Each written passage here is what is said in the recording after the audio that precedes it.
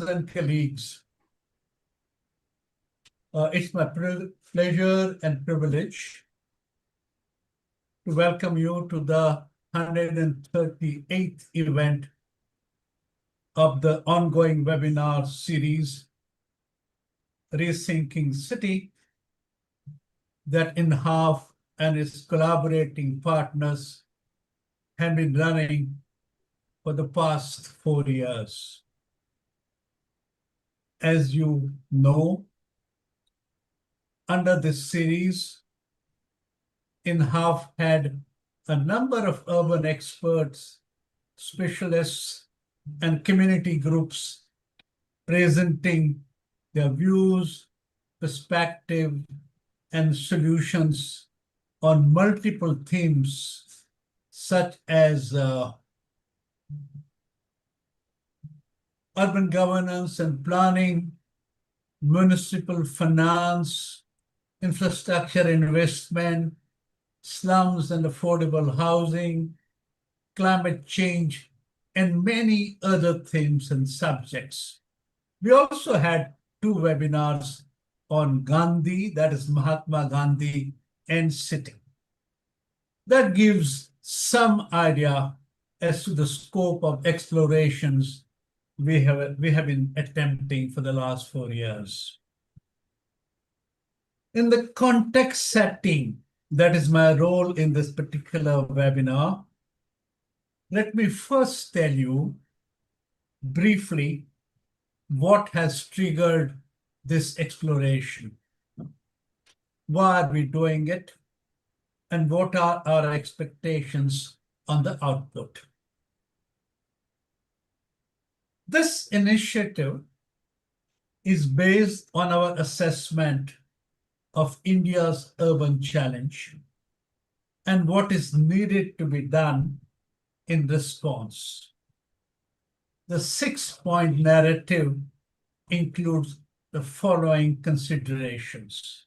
First, that India's urban challenge is daunting, complex, and demanding, something that we as people, as professionals, as government, cannot afford misreading and mismanaging without paying a heavy price economically, socially, and environmentally. And that is because the country's future is tied to how our cities function and remain livable, healthy, safe, peaceful, productive, efficient, and undestructive of environment, undestructive of ecology, nature, culture, and undestructive of values. The second thing is this, that our response to the challenge of urbanization does not seem on track. And that reflects in the quality of our cities. They are not in pink of health and saddled with numerous challenges. Third, the time is not on our side. A space of urbanization is rapid, governance challenges are formidable, and available solutions do not look like delivering. Fourth, that to expect the government alone to respond to the challenge is neither reasonable nor realistic. Fifth, that the human resource capital, and this to me is very important, that the human resource capital, including the knowledge and skill base outside the government system, in business, in industry, academic community, professionals, and civil society, has the potential to contribute meaningfully to addressing the urban challenge. And the last, the most important one, a broad-based societal partnership with government as the key actor in a key role is the need of the hour to meeting the urban challenge adequately. This webinar series, let me repeat, this webinar series is part of the process to building a wider societal partnership. Multiple actions are needed by multiple stakeholders at multiple levels, and this is just one of them. So that is the overarching rationale for running this webinar series for the last 4 years. And this new series on the slum issue, let me explain how very well fits into the design of Rethinking City that we are doing. Today is the second webinar of the 6-part series called Slums Are Solvable. Odisha shows the way. Whereas the cities of Global South, be that in Africa, Asia, or Latin America, are struggling to find ways to address and fix the slum problem, in our own Odisha, some remarkably innovative and exemplary work is happening in improving settlements and living conditions of the slum dwellers.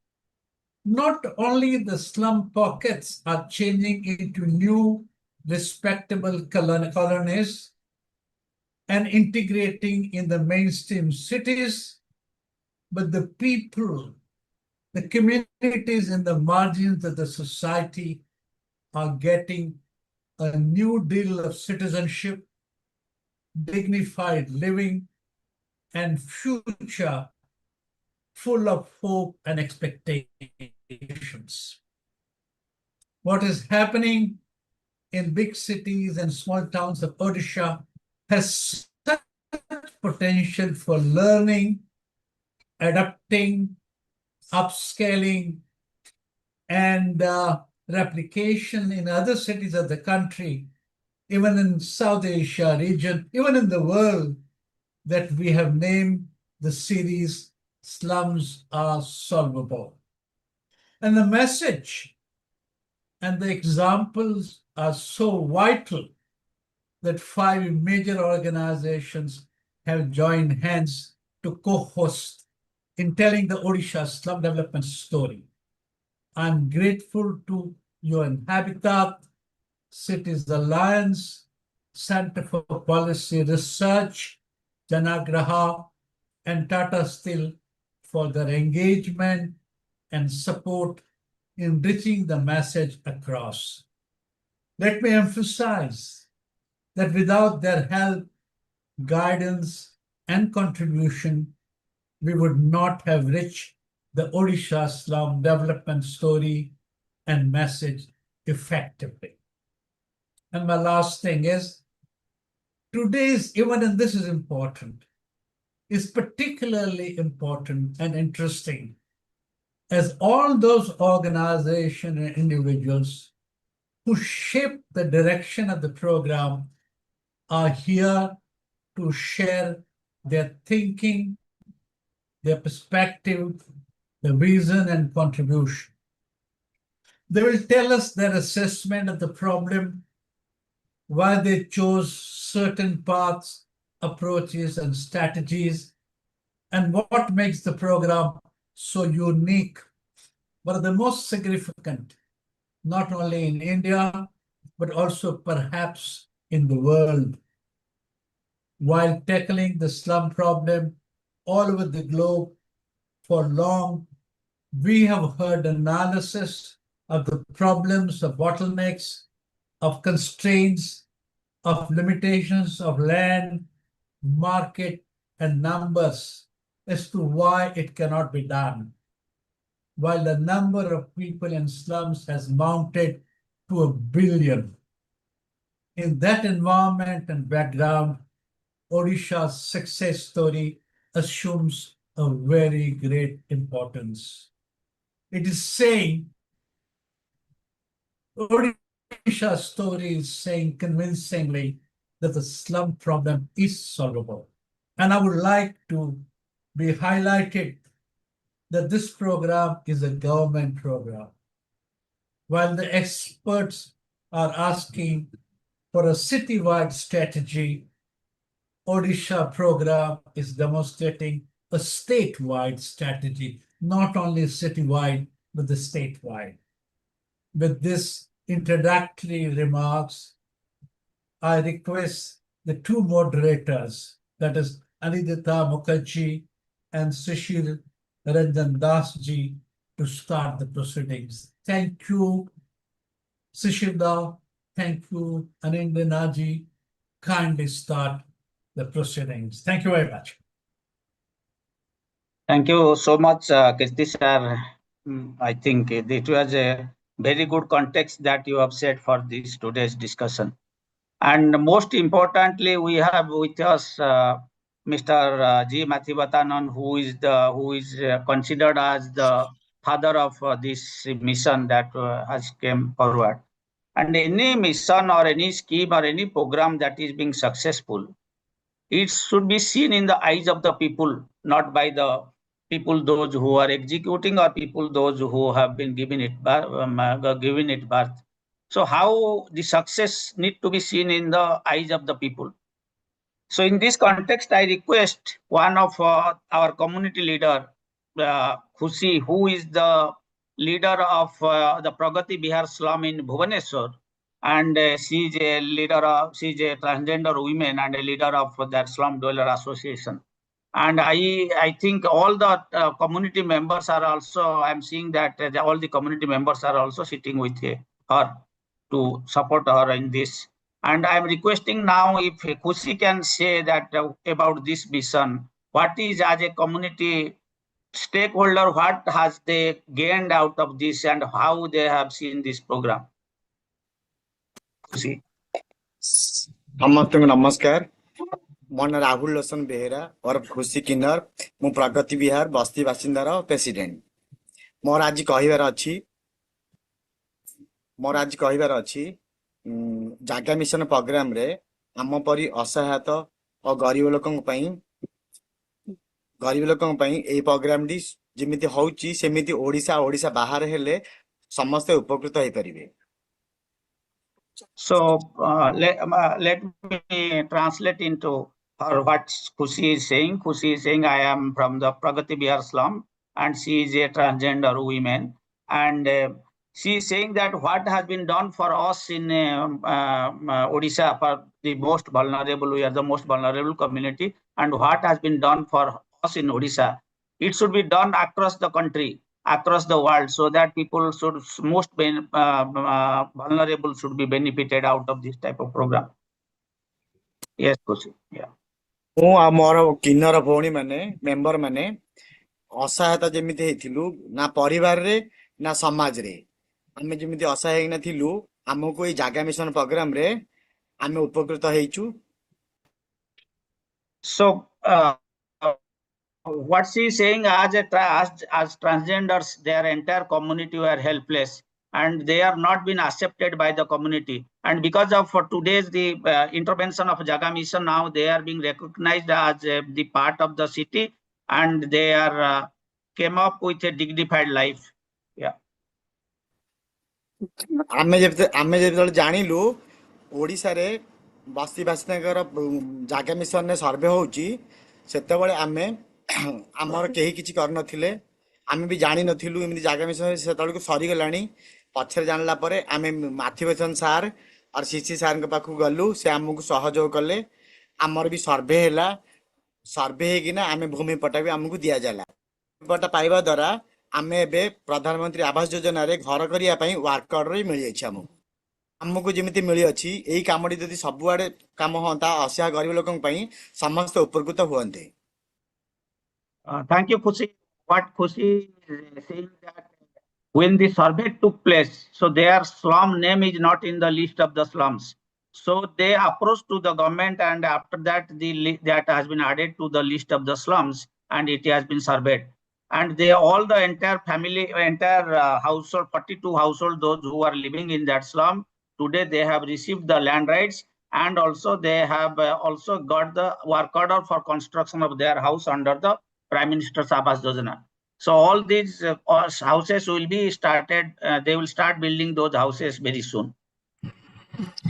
Sir ଆମର ଜାଗା mission ପ୍ରୋଗ୍ରାମରେ ଆମର ଲିଷ୍ଟରେ ନାଁ ନଥିଲା। ଆମେ ବହୁତ କଷ୍ଟରେ ଆପଣଙ୍କ ପାଖକୁ ସିସି ସାର୍ଙ୍କ ପାଖକୁ ଯାଇଥିଲୁ, ମାଥି ବିଥନ ସାର୍ଙ୍କ ପାଖକୁ ଯାଇଥିଲୁ। ସାର୍ଙ୍କ ସହଯୋଗରେ ଆମେ ଆଜି ଏ ପର୍ଯ୍ୟନ୍ତ ଯାଇପାରୁଛୁ। ଲିଷ୍ଟରେ ଆମର ନାଁ ନଥିଲା। ତାପରେ ଆମର ଆଉଥରେ ନୂଆ ସର୍ଭେ ହେଲା। ସର୍ଭେ ହେଲା ପରେ ଆମର ନାଁ ଚଢ଼ା ହେଲା। ତାପରେ ଆମେ ଭୂମି ପ୍ରମାଣପତ୍ର ପାଇପାରିଲୁ, ଯାହାଦ୍ୱାରା ଆଜି ଆମେ ଏଇ ବସ୍ତିରେ ଘର କରିନା ରହିବା ପାଇଁ ସମ୍ଭବ ହେଇପାରୁଛି। So once again, she is repeating that their names were not in the survey list. So they made to the government of Odisha. She met to Mr. G. Mathi Vathanan. She met me also. And then after that, how today they got the land rights, and now they are part of the city. ଏବେ ଆମ ପ୍ରଗତି ବିହାରର BMC और ଜାଗା mission Tata foundation programme ଜାଗା mission Tata foundation ମିଳିତ ଭାବେ ଆମ ସାହିର ଡିଜାଇନିଂ କରାହେଉଛି। ରାସ୍ତା ଆମର, ପାଣି, ଇଲେକ୍ଟ୍ରି, ତା ସହିତ ଆମର ଡ୍ରେନ୍, ଆଉ ଆମର କିଛି ପିଲା ଦୋକାନ ଘର ବି ଚାହୁଁଛନ୍ତି, ଯିଏ ବି ଟେଲରିଂ କରୁଛି, ବୁଟିକ୍ ଚାହୁଁଛନ୍ତି, ପାର୍ଲର କିଛି ପିଲା ଶିଖୁଛନ୍ତି, ଓମ୍ଫେଡ୍ ବି ଚାହୁଁଛନ୍ତି। ଯେମିତି ସେ ଘରେ ଆମେ ଓମ୍ଫେଡ୍ ପାର୍ଲର ଦେଇକିନା ଆମେ ଯେମିତି ଉପକୃତ ହେଇପାରିବୁ, ସେ ଆମେ ଚାହୁଁଛୁ। So she said that now for construction of the houses, now there is a design has been developed by the community themselves with the support from the Tata Steel Foundation and the Jaga Mission. And in their community, there are tailors, those who are tailors, those who are beauty parlor, they are experts in beauty parlor also. And they wanted to set up those with the slum when the construction of house will be done. Then also there will be livelihood support also will be provided. So these facilities will also be extended to their community. Thank you, Khushi. Thank you so much. So now we will request Mr. G. Mathi Vathanan. He should start. I think that is what because he has been from the day one. The concept he has conceptualized the entire mission, and that till today also he is continuing and also understand the entire thing. So I think yes.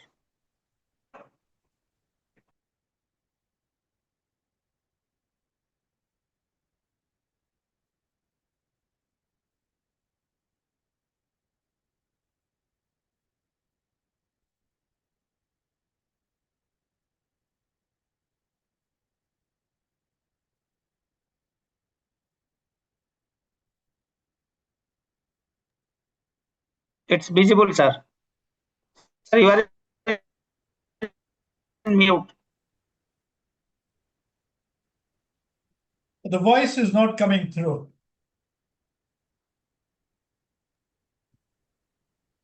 Yes, now it's okay. Now, yeah. Am I audible? Yes, sir. Yes, sir. Yes. Yeah. Namaskar. At the outset, I would like to thank Mr. Shah for giving me this opportunity to speak on Jaga Mission on the slum issues in the presence of my dear friends.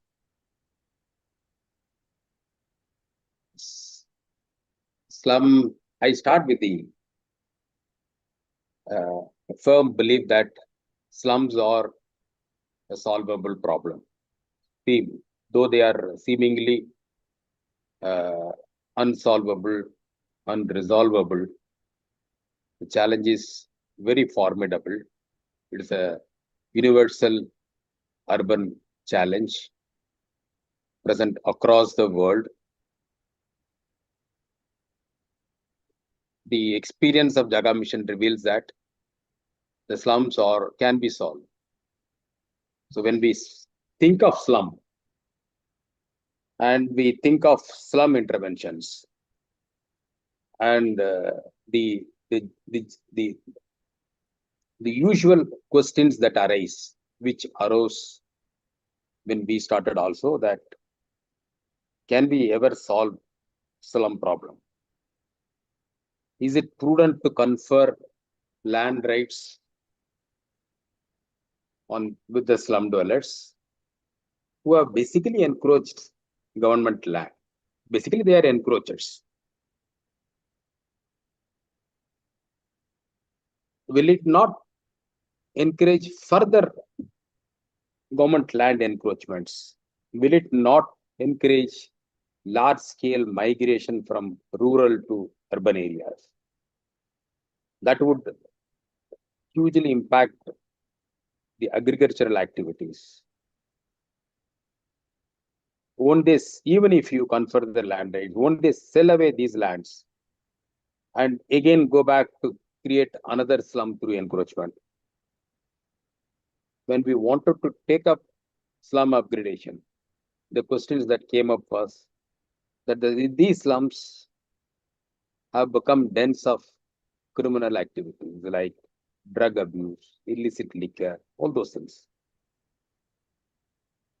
Is it advisable to invest in those slums? Is it prudent?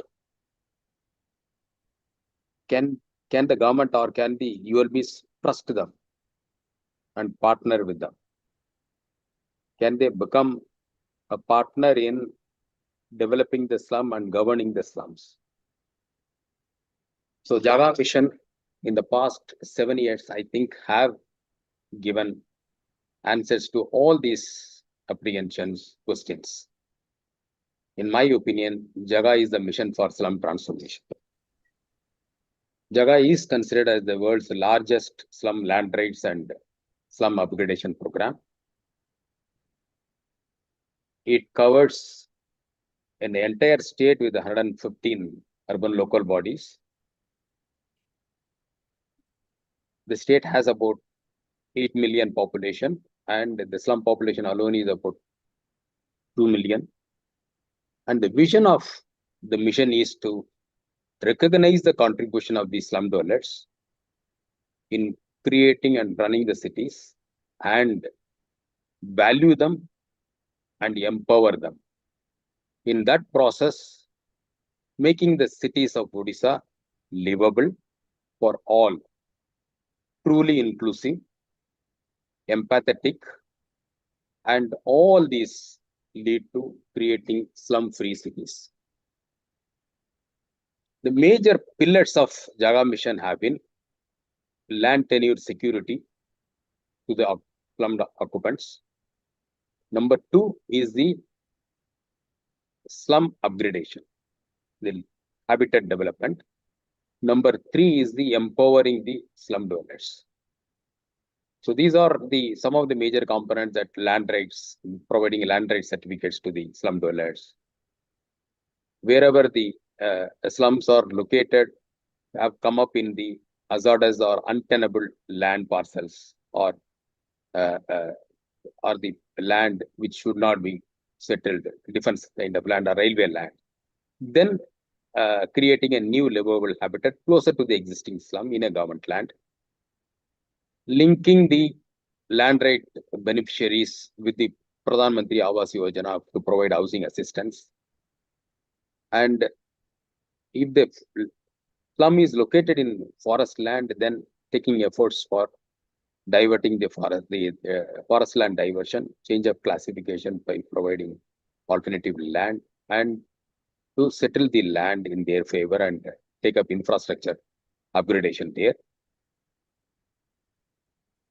Upgrading the infrastructure, providing amenities and services in the existing slums to make them truly livable. In that process,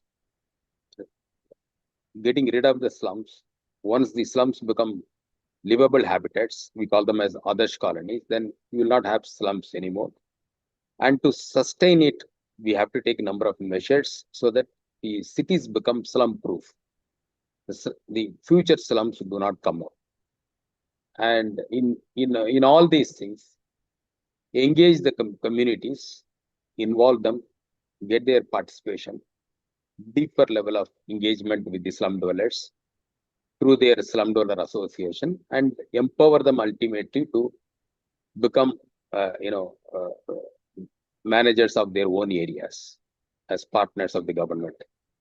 And slums should become economically vibrant centers to sustain the slum-free city status. The first major pillar is the land rights.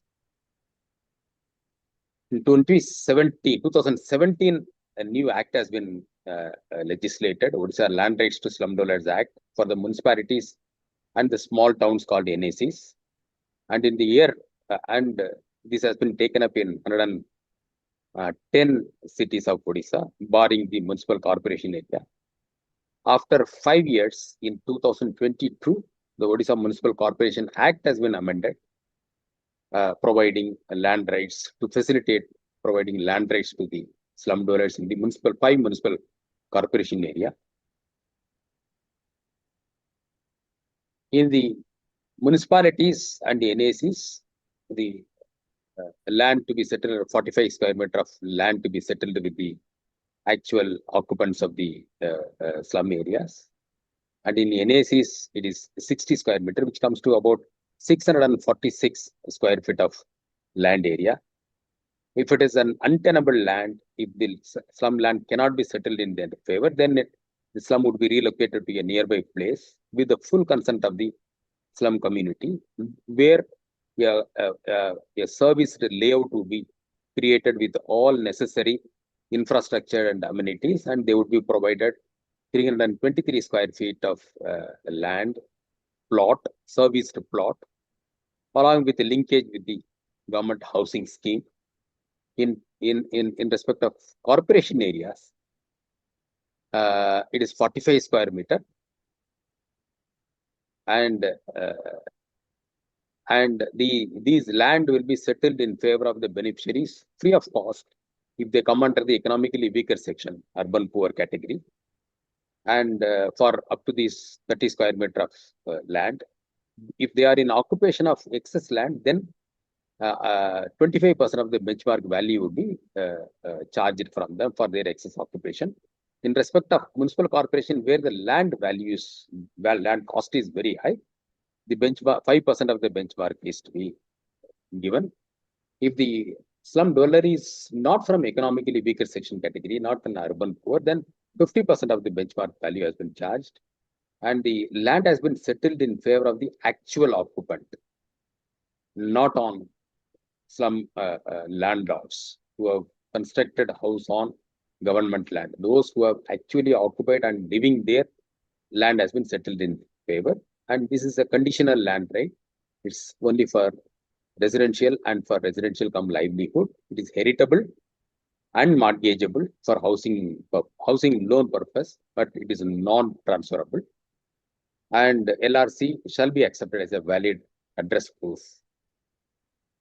And these are the process components by which land rights have been conferred on the slum dwellers. Community association, they have been involved right from beginning till end, and the technology has been adapted. Drones have been used. GIS technology has been used for mapping the information and for analytics. Household survey has been done through the NGO, grassroots level NGO partner by the urban local bodies. And as I said, the slum dweller associations have been formed, and they were engaged in the entire process. And they are the slum dweller association is the applicant for settling the land rights. And we have used technologies, latest state-of-art technologies for in this process. NGO has taken up the house-to-house survey facilitated by the Slum Dwellers Association. And the slums, in that process, we understood that the slums the slums which have come up in the lands are recorded under various names. Some of major the revenue land, and many have come up in Raja's land, King's land, temple land, forest land, railway land, defense land, industrial land. So one of the major challenges was to understand the land classification and to work on reclassifying or changing the classification status or dealing with these classifications. So if it is a revenue land, in situ settlement has been done quickly. If the revenue land has been given to any other department like home department for construction of jail or police station or some other, or if the land is given to health department for hospital, other facilities, but not utilized for those purposes, and the slums have come up long back and they have been in existence for decades, then all those things have been, the land has been vested back to revenue department so that it can be given to the slum dwellers. So all those things have been done. And the forest land also an extensive exercise has been done to change the classification or to take up the infrastructure upgradation work. And so far, more than 2,54,672 families have been provided with the land right certificates. The next major pillar is the livable, transforming slums into livable habitat. If you see the Jaga Mission logo, you will find 9 rays. Each ray depict a particular infrastructure, basic infrastructure amenity that is required for any habitat. And the Jaga Mission attempts to transform slum into a livable habitat by taking up several interventions. It includes in-house tap water supply, in-house toilet, individual household toilet, paved road, constructed drains, LED street lighting, household, the in-house electricity, the community center, open space development, child play equipment in every slum. All these amenities and infrastructures are being provided through the Jaga Mission interventions. And the process followed in upgrading the slums or the Slum Dweller Association has been engaged deeply in the process. Through them, participatory needs assessment has been done in each and every slum. The infrastructure available has been studied and the infrastructure gap has been found out. The analysis has been done. And then based on the infrastructure gap, an implementation plan has been made to upgrade all these infrastructures and amenities to make them as livable habitat. And once these infrastructures have been done in all respects, in all 9, under all 9 components, then the social rating has been done. And if in the auditing process, there is a protocol developed for that. And if it is revealed that all these components have been achieved on saturation basis, 100% achievement on all these aspects, then the slum is considered for delisting and taken away from the list of the slums. And out of 2,919 slums, 1,680 slums have already been upgraded in all these 9 aspects, completely upgraded and delisted in 111 ULBs, with the benefiting a population of 4,72,500. And in that process, 28 cities of Odisha have become slum-free. And as I said, the third pillar is the slum dwellers empowerment. The MOU, Memorandum of Understanding, has been signed between the presidents of the SDAs and the commissioner and executive officers of the urban local bodies, recognizing them as partner in the governance process, as partner in the development process, recognizing them as the 4th tier of government. So to empower them, to capacitate them, more than 43,000 people have been trained, leaders have been trained, the president, secretaries, and the treasurer. These are some of the transformed slums in Bhubaneswar and other cities of Odisha.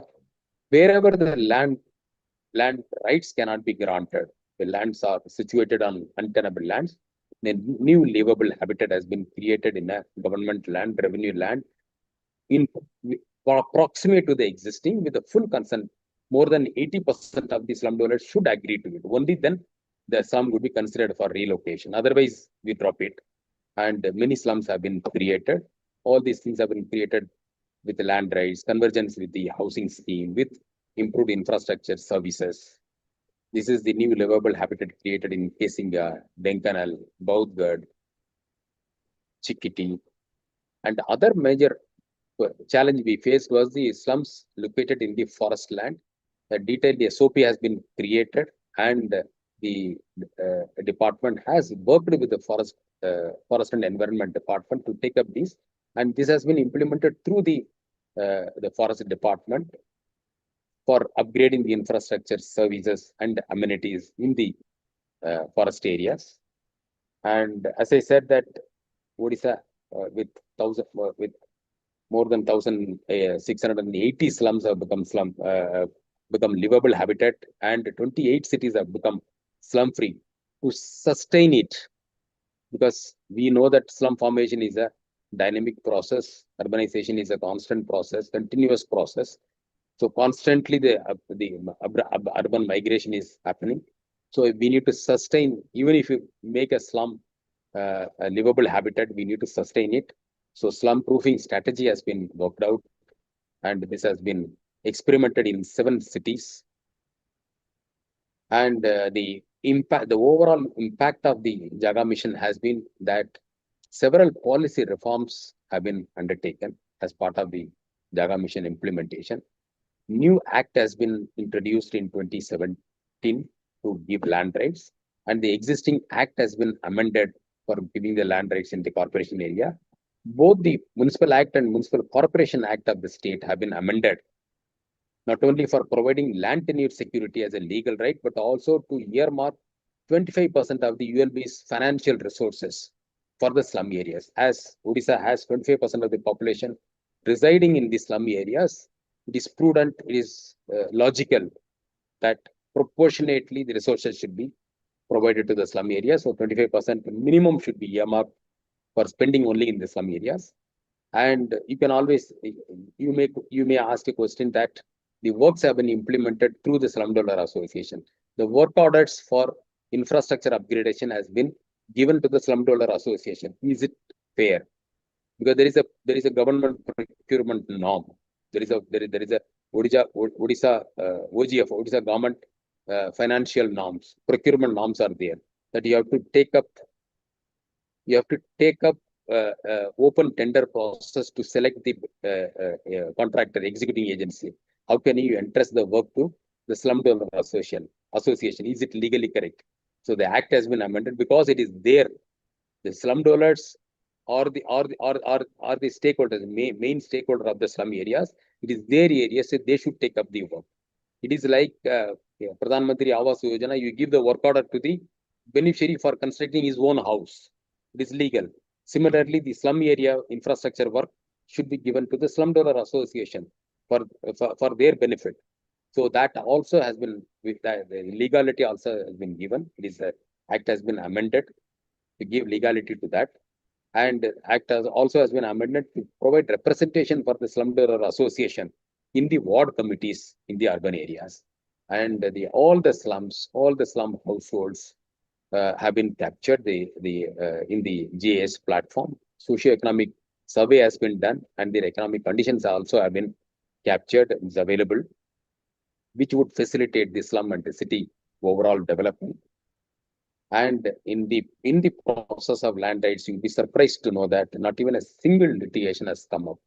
That's only because of the extensive and intensive community participation process and the use of technology like drone survey. So, and the land rights also has been given jointly in the name of this wife and the husband, and transgenders also have been given the land rights, which led to the empowerment of the women and the transgenders. A large-scale land classification exercise has been done, because many of the revenue, even if it is a revenue land, many lands are actually reserved, earmarked for public purpose, road purpose, burial ground purpose, all those purposes which are actually not required, or the grazing purpose. We call it that as a gochar land. In urban areas, there is no need of gochar land. It was there when it was a rural settlement. Once it has become urban, it should have been actually de-reserved, but that exercise has never been done. So all those things have been reviewed and then done. So 35% of the slum families have got actually the land rights which have undergone the land classification. And for empowering the slum dwellers, the association has been formed. They have been trained. The leaders have been trained. More than 8,700 leaders have been trained in self-governance. MOA have been signed, as I said, and through the livable habitat program, slums have been transformed to livable habitats.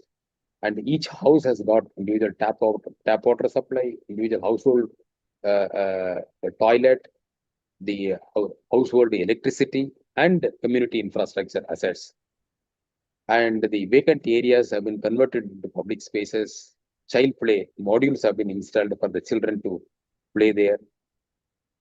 And in the course of this process, when we implemented the various components of Jaga, we realized that several SDG goals have been achieved. We never took up any particular intervention for achieving SDG goal. But the truth is that whatever we have done for the good of for the welfare of the slum dwellers in the slum, that led to achievement of the SDG goals, whether it is good health, well-being, or gender equality, or clean water, access to clean water sanitation, or addressing the urban poverty, hunger, creating decent work, the economic growth, reducing the inequalities, or achieving sustainable cities and communities, or achieving effective partnership, which is SDG goal 17. All these things have been achieved in the course of implementation of the Jaga mission. Jaga mission has received several national and global recognitions, like twice UN Habitat, World Habitat Awards, Asia Pacific Awards. And these government realized that it's a formidable urban challenge, and government alone cannot resolve this issue unless we have competent, passionate partners onboarded, committed partners onboarded for this. So we have Tata Trust Foundation as the first partner in working with the government for implementing this land rights program and Jaga mission program.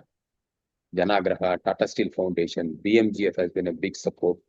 Found GIZ, OMDR, TIS, Kadasta, all have contributed hugely for the success of the program. Without them, as you have said, the organizers have said that slums are solvable. This could not have been achieved. Thank you so much. Thanks for the opportunity. Thank you, sir. As you have promised, you have finished just on dot time. Thank you so much, sir.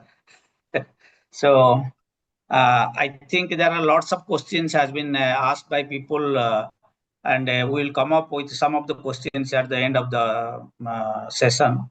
And now we are requesting another community leader who is Pikki Tatilu. He is from one of the fisher folk community, and let us listen from him that how their slums has been rebuilt completely under this mission. Yeah, Pikki Tatilu. Sir, namaskar, sir. Sir, ମୋ ନାଁ ଅଛି ପିକି ତାତିଲୁ। ମୁଁ Konark NSC Chandrabhaga ନଳିଆ ସାହିରୁ କହୁଛି, sir. His name is Pikki Tatilu, and he is speaking from Konark, one fisher community. Yes. ଆମେ ଜାଣିବା ଅବସ୍ଥାରୁ ଆମେ କେମିତି ଚଳିଲୁ ଏ ସବୁ ଯାକ ମୁଁ ଆପଣଙ୍କୁ କହିବା ପାଇଁ ଚାହୁଁଛି। ଆଉ ଆମର 99 ରେ ସାଇକ୍ଲୋନ ଏଫେକ୍ଟ ହେଇଥିଲା, sir। 99 ସାଇକ୍ଲୋନ ଏଫେକ୍ଟରେ ସବୁ ଯାକ ଆମର ଥିଲା, ଚାଳ ଘର ଥିଲା, sir। ସେତେବେଳେ ଚାଳ ଘର ସବୁ ଯାକ ଭାଙ୍ଗି ଯାଇଥିଲା। ତାପରେ ଆଉ ଗୋଟେ ଏଫେକ୍ଟ ହେଇଥିଲା, ନିଆଁ ଲାଗିଗଲା, sir। ଟୋଟାଲ ଏଣ୍ଟାର ସାଇଟା ପୁରା ପଡି ଯାଇଥିଲା, sir। So what is saying, in 99 there was super cyclone in Odisha, and the entire slum was been blown out because all the houses were the temporary shelter. And also after that there was unfortunately there was a fire also in the slum, and all the houses were been damaged by that. Yes. ତାପରେ ଆମର ନିଆଁ ଜଳିଗଲା ପରେ ଘର ବନେଇବା ପାଇଁ ମାନେ ଯେତେ ଥର ଏମିତି ଏଫେକ୍ଟ ଗୁଡାକ ଆମେ ନବ ବୋଲି ସେଇଟା ମାଇଣ୍ଡରେ ରହୁଥିଲା। ସେତେବେଳେ ଇଟା ଆଣିକିରି ଘର କରିଲା ବେଳେ ଆର୍ଆଇ ତହସିଲଦାର ଏମିତି ଆସିକିରି ଘର କରିଲା ବେଳେ ସେମାନେ ଆସିକି ଘର ଭାଙ୍ଗି ଦଉଥିଲେ, ତମେ ଏଇଠି କାହିଁକି ଘର କରୁଛ, ଏମିତି ବହୁତ ହଇରାଣ କରୁଥିଲେ। ତାପରେ When they are rebuilding their houses, then the local officials like tahsildars and the revenue inspectors, they were coming and they were saying that you are the encroachers and you cannot build houses here. ତାପରେ ଏମିତି ସେଇ କଷ୍ଟରେ ହେଲେ ବି case ଗୁଡାକ ଦଉଥିଲେ, ଏମିତି ଲୋକଙ୍କୁ ବହୁତ ଅସୁବିଧା କରୁଥିଲେ, ଏଇଠି ନେଇକିରି ସେଇଠି ରଖୁଥିଲେ, ସେଇଟା ଆଣିକି ଏଇଠି ରଖୁଥିଲେ, ଏମିତି ବହୁତ ଅସୁବିଧା କରୁଥିଲେ। କରିଲା ପରେ 2017ରେ ଆମର ଜାଗା ମିଶନ ଦ୍ଵାରା ଆମର ଯୋଉ ପଟ୍ଟା ମିଳିବ ବୋଲି ଗୋଟେ କଥାଟା ଆସିଥିଲା। ଆସିଲା ବେଳକୁ ଆମେ ବହୁତ ଖୁସି ହେଇଥିଲୁ, ମାନେ ଆମର ଯାହା କଷ୍ଟ ଗୁଡାକ ଯୋଉଟା ପୂର୍ବରୁ ଥିଲା ସେ କଷ୍ଟ ଗୁଡାକ ଆମର ଆଜିଠୁ ମୁକ୍ତି ହବାର ଅଛି ବୋଲି ଆମେ ଭାବିଥିଲୁ। So he was saying that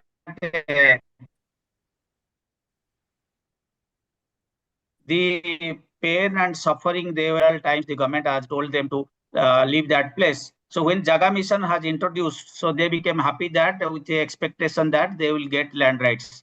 And they realized that if this program can be implemented in their own community, then all that every time they are thinking of their encroachers and they should be evacuated, those things might not be there. ତାପରେ ଆମର ଜାଗା ମିଶନରେ ସେତେବେଳେ drone ଉଡୁଥିଲା, ସେତେବେଳେ ଆମର ବିଶ୍ୱାସ ହେଇନଥିଲା ଏଇଟା ହେଇପାରିବ, ଆମେ ପାଇବ ବୋଲି, ସେଇଟା ବି ବିଶ୍ୱାସ ନଥିଲା। କେତେ ଥର ଏମିତି ହବ ବୋଲି କହିବ, ପୁଣି ହବନି, ଏମିତି ଆମ ମନରେ ବି ଥିଲା। ତାପରେ ଆସିକିରି ଏଇଟା କରିଥିଲେ, ଡ୍ରୋନ୍ ସର୍ଭେ ହେଇଥିଲା। ହେଲା ବେଳକୁ ଆମ ଗାଁ ଗୁଡାକ ଆଣିକି ଗୋଟେ ମିଟିଂଟା କରିଥିଲେ ଏଇଠି ଆମ ସାହି ଭିତରେ ମିଟିଂ କରିଲା ବେଳେ ଆମକୁ ଆମ ସାହିଟାକୁ ଦେଖେଇଲେ, ତମର ଏମିତି ଜାଗାଟା ଦିଆଯିବ ବୋଲି କହୁଥିଲେ। କହିଲା ବେଳକୁ ହଉ ଏଇଟା ଭଲ ହବ। ତାପରେ ଆମର ବି ସମୁଦ୍ର ପାଖରେ, ସମୁଦ୍ରକୁ ଲାଗିକିରି 20 ମିଟର ଭିତରେ ବି ଘର ଗୁଡାକ ରହୁଥିଲା ସେଠି। ସେଇ ଘର ବି ପ୍ରତି ସାଇକ୍ଲୋନରେ ଏଫେକ୍ଟ, ମାନେ ଫନି ହୁଦହୁଦ ଏ ସବୁ ଯାକ ସାଇକ୍ଲୋନରେ ବି ଏଫେକ୍ଟ ହଉଥିଲା। ସେମାନେ ବି କହିଛନ୍ତି ସେତେବେଳେ ଏଇଗୁଡାକ ଏଇଠୁ ଉଠେଇକିରି ଅଲଗା ଜାଗାରେ ରଖିବେ ବୋଲି କହିଥିଲେ। So there was drone survey and door-to-door survey in their community, and they were not believing that because earlier there are a number of surveys has taken place in their community, but they have not got any benefit. So when this has been done, and then the planning has started in their villages and in their slum, and they have been participating in that planning, and there are about 20-25 houses, those who are living in the seashore, they are also shifted from that place. And so then they realize that something is going to happen. ତାପରେ ଆମର ଆସିକିରି ଘର ଘରକୁ survey କରିଥିଲେ, survey କରିକିରି ପ୍ରତି ଘରେ ଗୋଟେ ନମ୍ବର ଦେଇଥିଲେ। ସେତେବେଳେ ଆମର କହିଥିଲେ ତମର ସ୍ଲମ୍ଟାକୁ ଡେଭଲପମେଣ୍ଟ କରିବା ପାଇଁ ଗୋଟେ ଗ୍ରୁପଟା ତିଆରି ହେବ, SDA, ସେଇଟା ତିଆରି କରିବା ପାଇଁ କହିଥିଲେ। ସେ SDA ମାନେ କ'ଣ? ଆମେ ବି ତାଙ୍କୁ ପଚାରିଛୁ, ଆମେ ତ SDA ମାନେ କ'ଣ ଆମେ ଜାଣିନୁ। ନ ଜାଣିଲା ଟାଇମରେ ଆମର ସାର୍ ବି ଆପଣ ଆସିକିରି ଆମକୁ କହିଥିଲେ ଏଇ ବିଷୟରେ, ଏଇଟା ହେଲେ ଏ ବିଷୟରେ ଏଇଟା ଲାଗିବ ବୋଲି କହିଥିଲେ sir. So at that time there was formation of the Slum Dweller Association. So number of people and the leaders of their community, they asked the question, what will be the roles and responsibility of Slum Dweller Association? It was thoroughly being explained. So today the entire development in their community is being undertaken under the supervision of the Slum Dweller Association leaders. Yes. ତାପରେ ଆମର ଏରିଆଟା ସବୁ ଯାକ କୁଡ଼ିଆ ଭଳିଆ ଥିଲା। ଏଇ ସବୁ ଯାକ କହିବା ପାଇଁ ବି ମୁଁ ତ କହିବି ବୋଲି ଭାବୁଛି, ସେ ସବୁ ଯାକ ମୁଁ କହିପାରିନି। ଆମର ପଟ୍ଟା ଦେବା ପାଇଁ ସାର୍ ଶିଶିର ସାର୍ ଆସିକିରି ଆମକୁ କହିଥିଲେ, ରାତି ଅଧରେ ଆମେ ଉଠିକିରି ଏଇଠୁ ଛତ୍ରପୁର ଯାଇଥିଲୁ ସାର୍ ପଟ୍ଟା ପାଇବା ପାଇଁ। ସେଇଟା ଆମର ଆଜିର ଗର୍ବ ସେଇଟା ସାର୍। ଆପଣ ଆସିକିରି ଆମକୁ ନେଇଥିଲେ ଛତ୍ରପୁର, ଏଇଠୁ ଆମର 30ଟା ବସ୍ ଯାଇଥିଲା ସାର୍ ସେ ଜାଗାକୁ ପଟ୍ଟା ନେବା ପାଇଁ। ସେ ପଟ୍ଟା ଆମ ହାତକୁ ପାଇଲା ପରେ ଆମ ଘରେ ଏବେ ଆମେ ରହିପାରିବୁ, ଆମର ଘରକୁ କେହି ଆସି କିଛି କରିପାରିବ ନାହିଁ, ଏମିତି ଗୋଟେ ହେଇଥିଲା sir. So he's saying that we are very proud that one day there we all our community members were taken in 30 buses to a place where we all received the land rights. And those after getting those land rights, then we realize that this is our land and this is our house where we can live and nobody can evacuate us.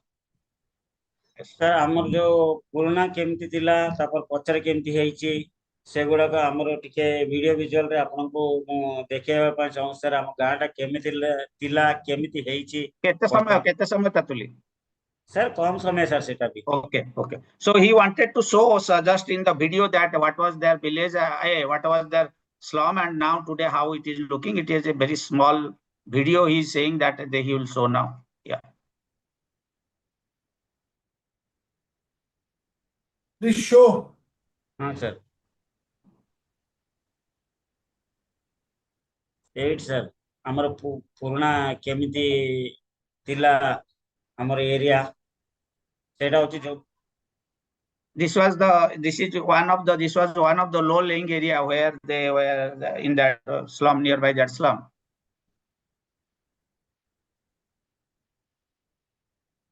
Total ଟା ଆପଣ ଦେଖନ୍ତୁ I ଆମର think this is କେମିତି the cyclone shelter in that slum. This is a cyclone shelter, and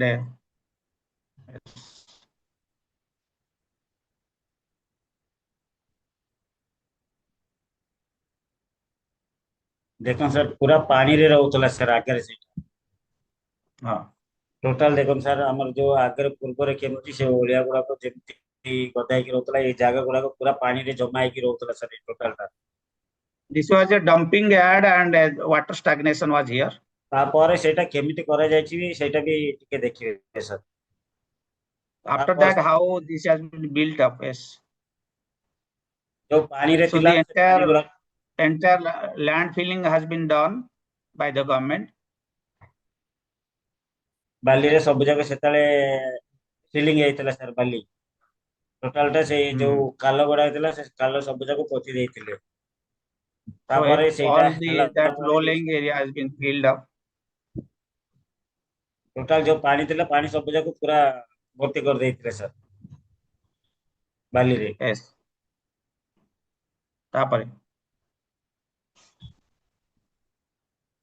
ତାପରେ କେମିତି ଏଇ plot ଗୁଡାକ ହେଲା ପରେ ଲୋକଙ୍କର ସେଇ ଜାଗା ଗୁଡାକ ପ୍ଲଟ କରାଯାଇଛି, ତାପରେ ଏଇ ଜାଗା ଗୁଡାକ Then this ଲୋକମାନେ has been plotted and people have been awarded the land rights and the plots has been given to the people.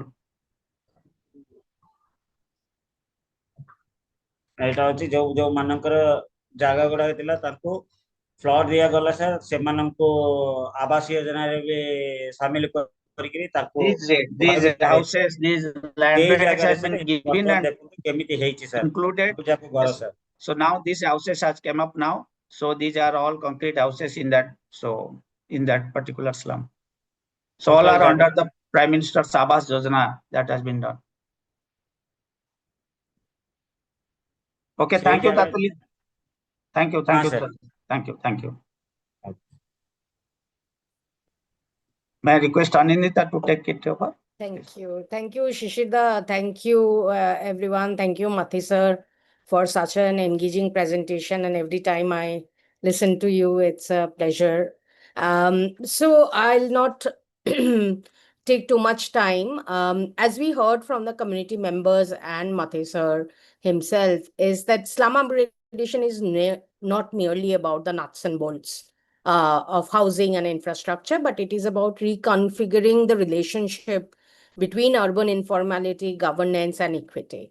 And when we invest in transforming slums, as has come up from the Jaga Mission example, we are just not improving a part of the city, but we are addressing the city's resilience, economy, and the social fabric as a whole. And we must not see these slums as, deficient places within the city, but as dynamic urban economies that, if enabled through inclusive policy and investment, can really drive sustainable cities agenda as articulated in the SDG. Let me now introduce to our panelists, and you all know my co-moderator, Shishida.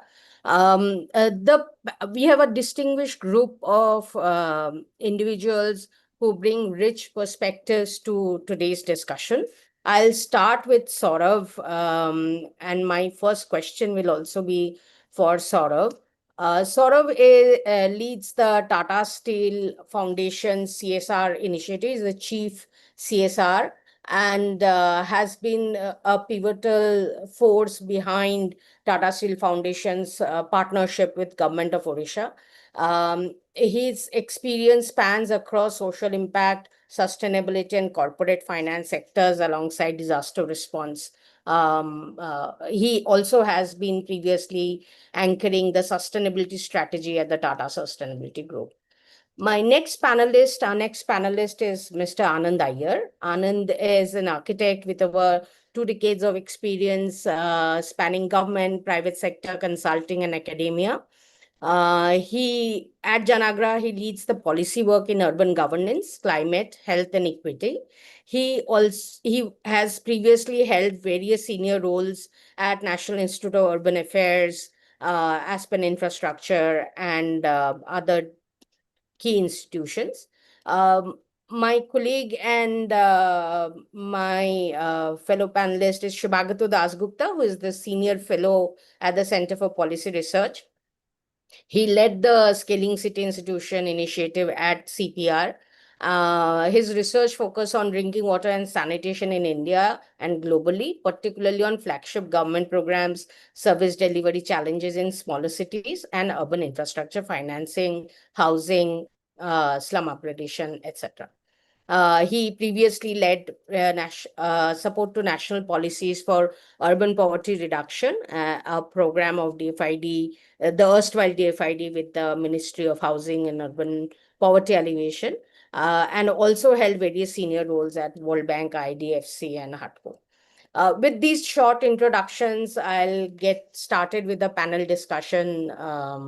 Sourav, my first question is to you, is how has Tata Steel Foundation's partnership with Odisha government evolved to support strengthening this land tenure security and slum transformation program? Thanks. Thank you, Anindita. A very good evening to, I think it's more than just a privilege for me to be in the company of my panelists, and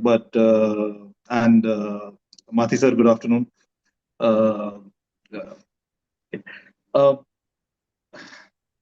That's a complex question, but actually in many ways it's an easy one. I think it's important for us to remember that I think what we are being able to discuss today, there are basically two prime movers. We're being able to discuss what we are today because the government of Odisha has been progressive and has created the space, the policy space, the participatory space to actually give shape to what we are talking about today. I think that's the fundamental premise, and for that I think they've consistently been possibly a step or two ahead of most, and that's why we are having this discussion today. And then, of course, I'll come later. And we just heard that wonderful story. I think the way communities have responded, that's the other enabler. So for us, I think, so Tata Steel Foundation,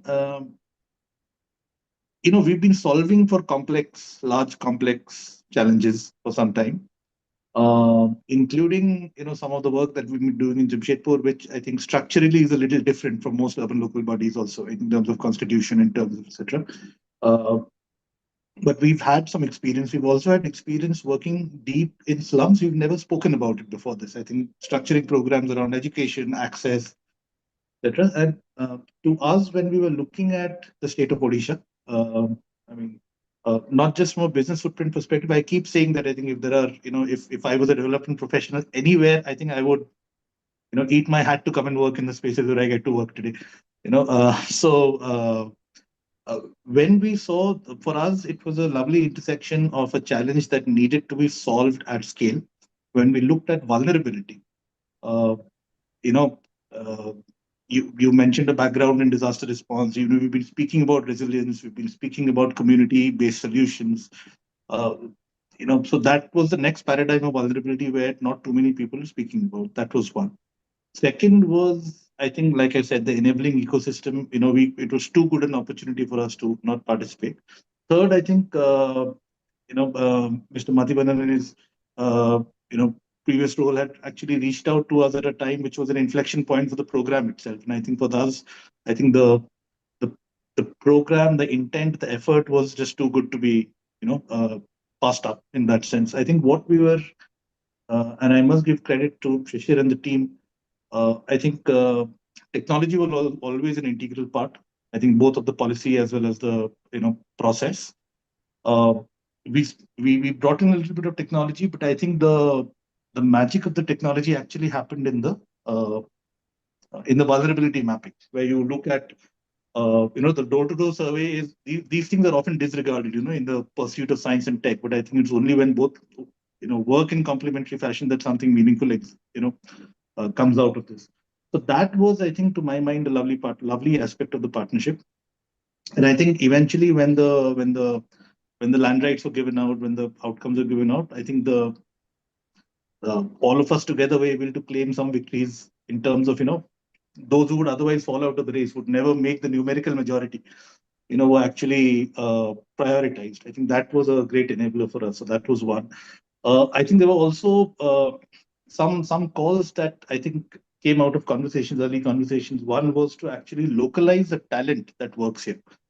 Localize the talent, and I think the fellows or our field teams, we took a conscious call that, I mean, rather than highly educated youngsters who would come from outside, let's just work with empathy, work with emotion, work with contextual understanding, and build the technical skill rather than the other way around. So that I remember, and I'm sure Shishir remembers, and Mathi sir remembers, that was a lovely call that was, I think, enabled together. So that was, and again, the focus on community level institutions, and I think a lot of work around SOPs and documentation. I don't think we've done enough of that. I think from Tata Steel Foundation's perspective, I don't think we've done enough of that, although I think the government of Odisha has been phenomenal in doing that. So to my mind, these are 4 pillars that sort of, I think, defined us. And like I said, I think, can't forget that we're here, we're discussing this because the government of Odisha enabled it.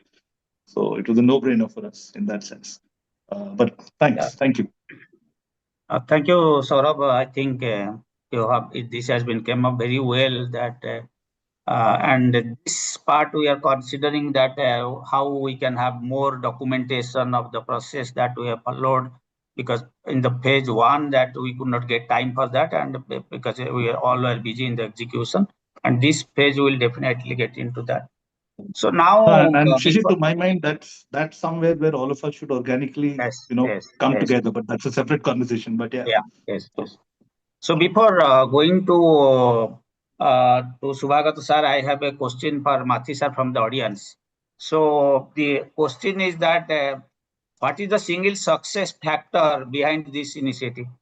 So that can only be answered by Mathi sir. It's a difficult question, Shishir. Partnership, including that with the communities, the holistic partnership, all of you with the communities, and the government playing that catalytic role. That's in my opinion, that's the recipe of the success. Thank you, sir. I think there is not a single event has been organized without acknowledging the partners. And that's why always I told in that the partnership has been redefined by the government of Odisha. And in most of the cases, this has been, the success has been gone to the partners. And now I'll go to, thank you, sir. And now I'll go to Shubhagato sir, that they have been involved, that organization Center for Policy Research has been involved into the slum upgradation work, and also they have developed the standard operating procedure which has been executed also, and have improved it several times based on the field experiences and the learnings from the ground. Can you, sir, come up with the how you have involved into this slum upgradation, the Center, you and Center for Policy Research, and also what are the major learnings that you have from this initiative? Thank you so much, Shishir bhai. I think we all have a lot to owe to the mission itself and to the leadership that the government showed and gave us all so much of opportunity along with the communities. So just as a kind of another layer into the presentation that Mathi sir made is to give you a little bit of the perspective of how the government of Odisha sourced and skilled the program in thinking about the processes involved. At CPR, we were involved, the government of Odisha has been involved in a number of flagship programs other than the Jaga Mission 2. We were supporting another one on the wash sector, especially on sanitation, piloting it, and trying to come up with a new model which Odisha again pioneered. And Kirti Bhai, maybe the next seminar series should be on other aspects that Odisha pioneered during the same period in time. So it was quite a handful of efforts that were happening all out of the box. So as part of that program, we had the opportunity to spend some time with the government of Odisha on a study tour to South Africa. If you remember, Mathi sir, that's when Mathi sir introduced us to what the Jaga mission was trying to achieve. And we, of course, were super delighted to hear about it. And me and my colleagues, including Anindita here, managed to work with Mr. Mathi Vathanan because we came with a lot of understanding or our past experience on doing slum upgrading work from a program we had designed in the government of India called Rajiv Awas Yojana many years back, which hadn't seen the light of day. So, looking at what the government of Odisha and Mr. Mathi Vathanan's vision and his state government's vision around it was super exciting for us.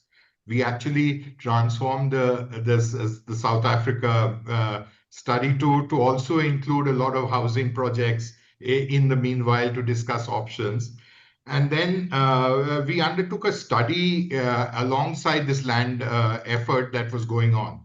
And essentially in 5 cities, in a number of slums, I don't remember exactly, 7 to 10 slums, we did figure out that while the housing subsidies were going down and the land effort was helping, community infrastructure itself was not being catered for, as they still were outside the planning area for these community infrastructure, be it roads, drains, street lights, or even individual toilets and water supply connections. So, so based on this understanding, we worked very closely with the government of Odisha to help conceive a state-level program. So, although the trigger happened because of in one sense a government of India program providing housing subsidy to beneficiaries in slums, the community infrastructure, the second part of Jaga Mission, also was uniquely state-led. And this was it didn't involve too much of financing because these financial budgets were already in place through its various other programs of water, sanitation, street lights, and all of that. So it was a matter of putting in a process which kind of dovetails these various sources and decentralizes it to become community managed. And Mr. Mathi Vathanan presented the whole outline. And as he mentioned, it was also done in the very Odisha kind of homegrown manner with a phase of pilots at scale. So the 29 cities were taken into a pilot, and a lot of lessons learned through this piloting process before it was scaled up to the 110 cities and now to the 115 cities. So, so it was from each institution that got to play a role in this process. I must congratulate everyone around because it's a unique opportunity which led to so much of learning across the board in local institutions, as Sourav said, but also in developing the intellectual ideas and the processes that are involved in the policy sphere to make these things a reality, many of which Mr. Mathi Vathanan has already covered. On the lessons learned, I would say that given that urban development is very much a state and city subject, working at that level is much more rewarding than generally working at a national policy scale in terms of the impacts you see on the ground, as well as individuals who are in this learning process. To understand more nitty-gritty and nuances on the field. And that, means there is a wider set of reforms that were anyway enabling all of this to happen. And that leadership and that the risk-taking capacity to allow for experimentation was one of the key facets that made this program as successful as it is. Thank you, Shishir. Thank you, sir. Before handing over to Anindita, there is one question, Sourav, for you from the audience. That Tata Steel have presence in different states. How a successful model like this initiative can be replicated in those states' locations? What are your plans on this? So, a model like this, I think. Thank you for that question. It's one of the topmost questions on my mind also, I can assure you. To us, the way we've approached this, we've not approached this from any one dimension. We've sort of looked at it from a multi-dimensional piece. To my mind, to be completely honest, I think our learning phase is not yet over. I think we're just starting a second phase of the program. It'll probably, and I think there are some, I will speak about it later comfortably maybe, but there are a few elements that are being introduced in this phase, which I believe will complete our learning cycle, in terms of what we can do. After that, I think, to my mind, we're as keen to showcase both the partnership aspect of it as well as the work in various locations. I know of some organizations who do great work. So it's not necessarily that Tata Steel Foundation does this, but I think as long as the model travels, that's more important than Tata Steel Foundation's work traveling. To my mind, I think we're happy to take it to other states, etc. This obviously needs a certain enabling architecture, like we were speaking about. And I think as long as that intersection happens, happy to take it to other locations. The modes can be discussed, of course. Thanks, Shishir. Thank you. Yeah, thank you. Over to Anindita. Thank you. I think one of the resonating point that is coming out from Sourav, Shubhagato's and Mathi sir's intersections discussions where community as a key partner in the process and being engaged from conception to management of asset, like the entire life cycle of asset development. But that requires significant amount of capacity development and continued engagement with the communities. And Janagraha has been leading that part of the work together with Government of Odisha. Anand, I'm looking to you. If you can highlight how Janagraha has supported this capacity building journey and technology integration for improving slum governance as Jaga Mission unfolded through these years. Sure. Just checking, is my voice audible? Am I good? Great, thanks. First and foremost, thanks to Kirtibhai at INHAF and all the other partners for such an event. And I think it's long overdue because slums are not only solvable, but they should have been solved long back with the kind of knowledge and resources that we have. And commitment is, I think, the only commitment and will, which I think I would in fact counter to Mr. Mathi Vathanan saying, I think that was the single biggest ingredient for somebody to say, yes, we can do this. I think all of us partners, there are partners all over the world. So with that, and I'll stress on that one word, partner, which I think Mr. Mathi Vathanan used very simply, very easily.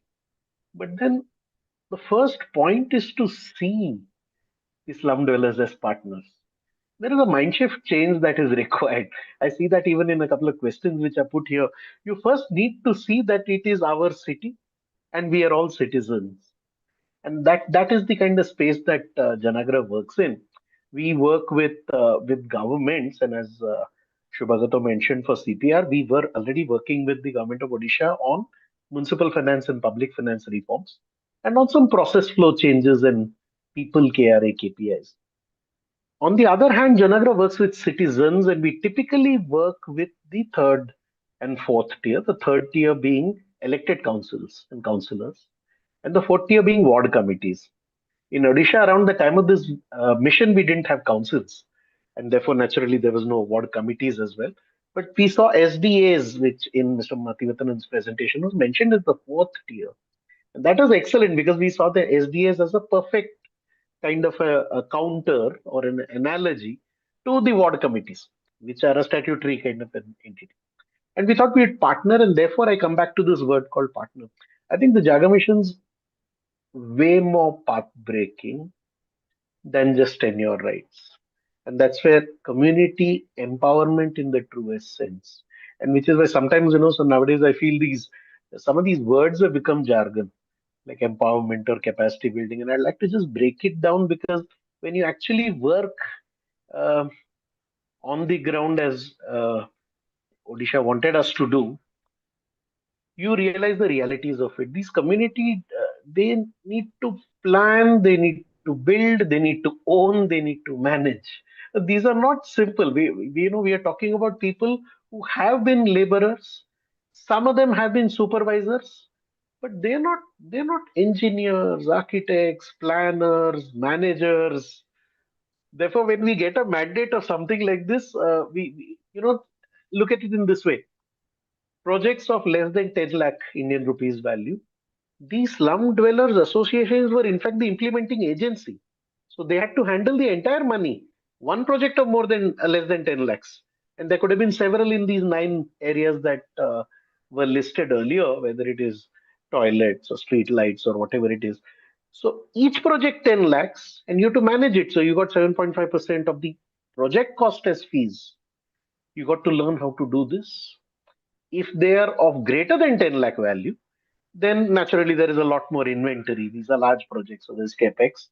The cities would manage, the engineers would be the implementers, but the SDAs were implementing partners. Therefore, the labor cost they got 7.5%. What is project cost? How do you estimate? How do you calculate? What is 7.5%? How does it? When does it come? How do you use it? This is where this is not the fancy capacity building. This is brass tacks. You got to sit, and we are starting with some things as simple as how do you conduct a monthly meeting? What are the topics for the meeting? So you got 9 topics, 9 elements listed for infrastructure provision. How do you identify? So it's called participatory needs assessment. Do you know what you need? Then there is gap. Do you know where the gap is between what you have and what you need? Then there is planning. Then you have to literally sit down and work on each of these aspects. 2,919 slums in Odisha. Not one Janagra can do this. It's just mind-boggling the scale. So we had to work with trainers. The trainers also came from the slums. They were through another mission of the government of Odisha. So like a cascade or a domino effect, we made the templates. We talked it through with the trainers, and the trainers then did all the SDA officials, about 9,000 SDA members and officials. So I think this is the real challenge. Uh, Not only how to conduct the meeting, financial literacy, all these 9 aspects. How do you manage once they are done? Then we had something called the portal. We had the Adarsh Colony portal. So on the portal was a fantastic device because in one place you can see all the. It's a single window and the single data source. So what is the upgradation status of all these infrastructures? Are you going towards your delisting or not? Delisting happens if you've finished all of them. SDA proposes and then the committee comes and finds it satisfactory. So a single place when all this data is kind of put up. So there's training not just for getting the work done, there is also training for understanding a portal, putting the data up so that everyone's talking the same language and talking about the same thing. Frankly, this is what should happen for cities as well. I think what Jaga Mission has done, and I think he mentioned very likely as well again, an MOU between a slum and the city. I mean, some of us live in some of the most wealthiest parts of some cities. My society does not have an MOU with the city, and we're constantly arguing and bickering with each other. The SDAs in Odisha had this. So, for the government to see itself as a partner and the slum dwellers to come up as partners, I think that was all where all the grunt work was. So happy to have been a part of this. Thanks. Thank you. Thank you. Shishida has actually asked my next question to Sourav, so I'll just try and re-articulate. Sourav, so there have been immense learning for Tata Steel Foundation through this partnership, with working directly with the slum communities and also working directly with the government of Odisha. So what advice do you have for other corporate CSR entities in India where you think that such partnerships, if can happen, can really move the needle across states at scale? Any early thoughts, top of your head, would be very useful. Thank you. So again, thanks, Anindita. Uh, uh, See, I mean, let me begin by clarifying that I think Tata Steel Foundation looks at itself as a civil society organization. And to me, I mean, whether it's a corporate foundation, whether it's a field NGO, if we are in this space, then we need to think like occupants of this space. We can't think like occupants of an adjacent space and decide to act in this space. So that to me is a mindset thing. I think one of the things that we had got in, uh, we try and get into all our programs, and I think there's not enough of that happens across, is to bring in our space there used to be a lot of conversation around exit plans, and how they are not part of program design.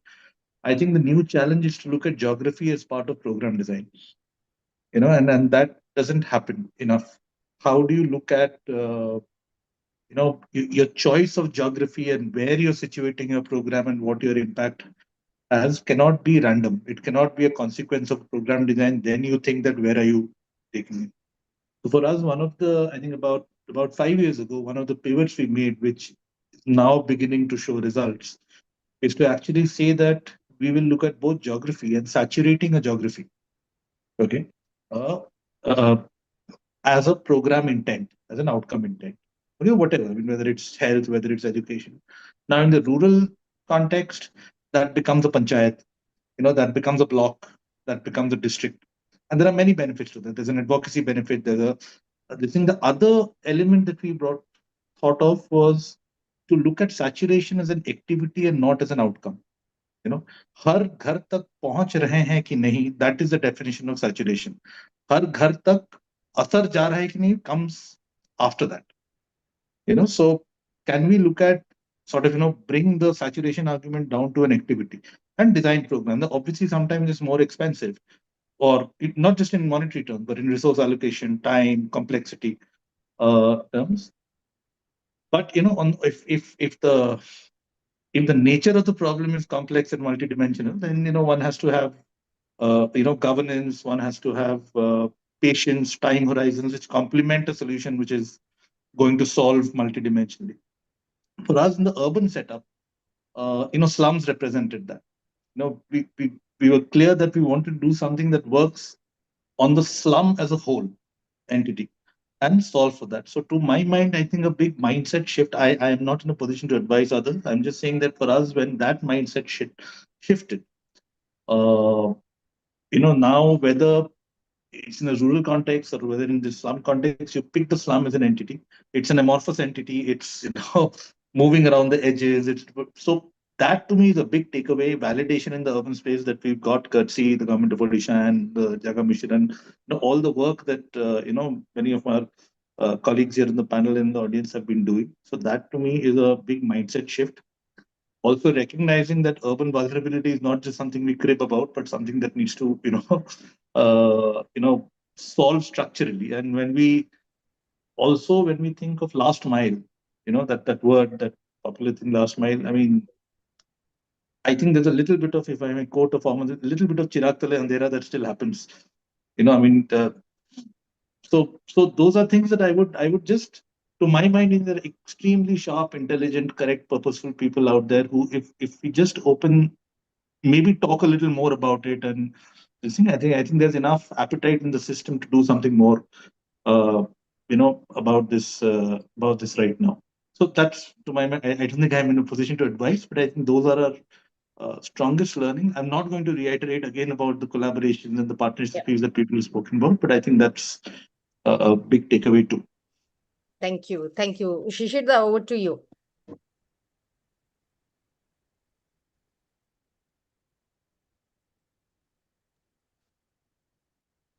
Shishir, you are on mute. Okay. Sorry, Anindita. And Shubhagato sir, there is a question for you from the audience, that the similar act was enacted in the state of Punjab. What is the status of success of this?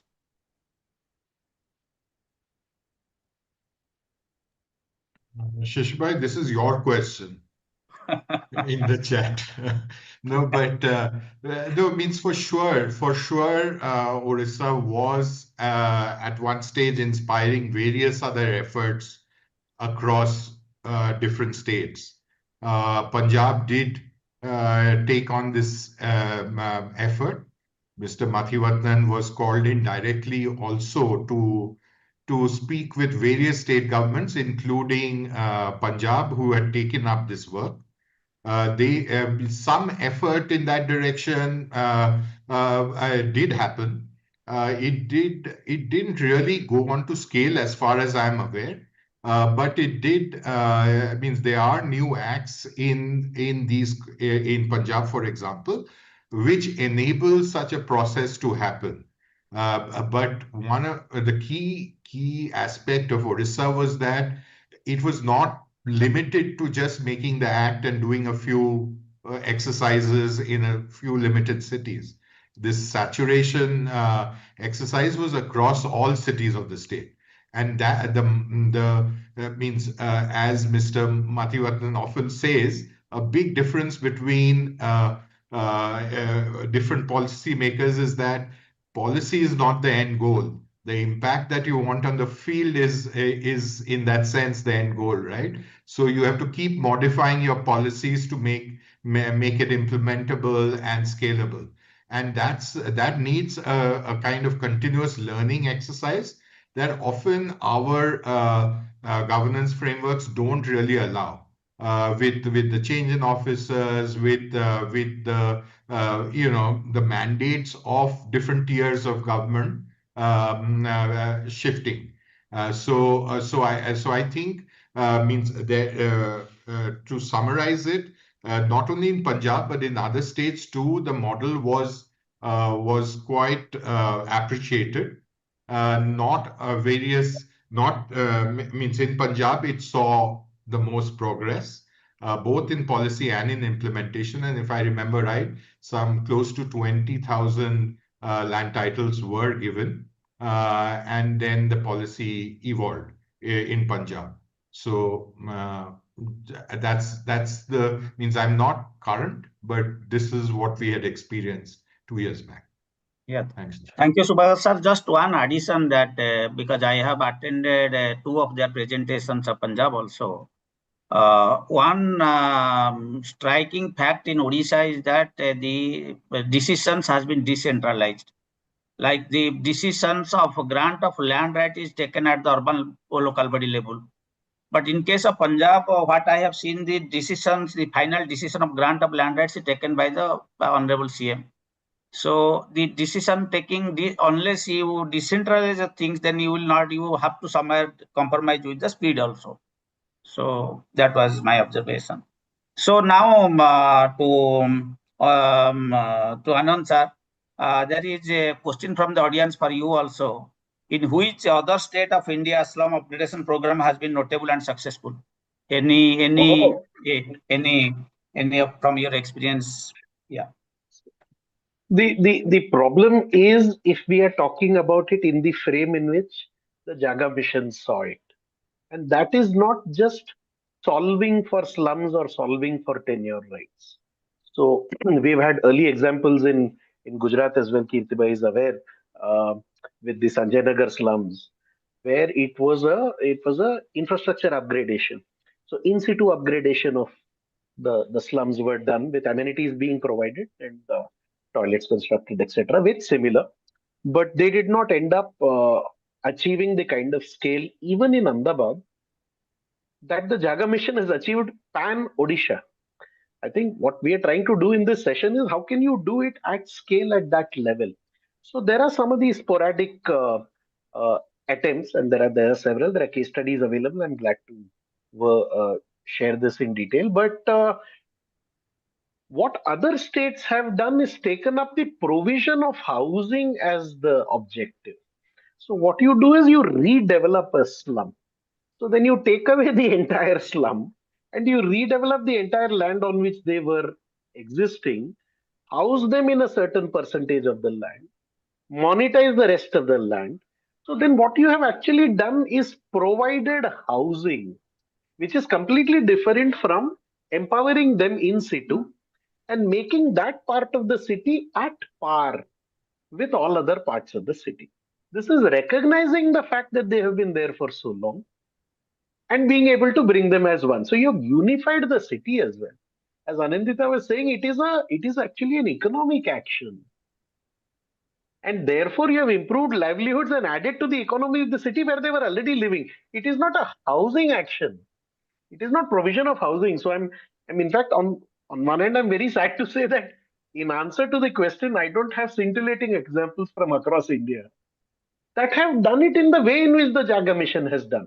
Slum redevelopment and frankly, pakka houses. But if you talk about the 7th floor or the 14th floor and getting 320 square feet in a construction that deteriorates in less than 10 years, then I really wonder if that, is really the way in which you would think about your own people.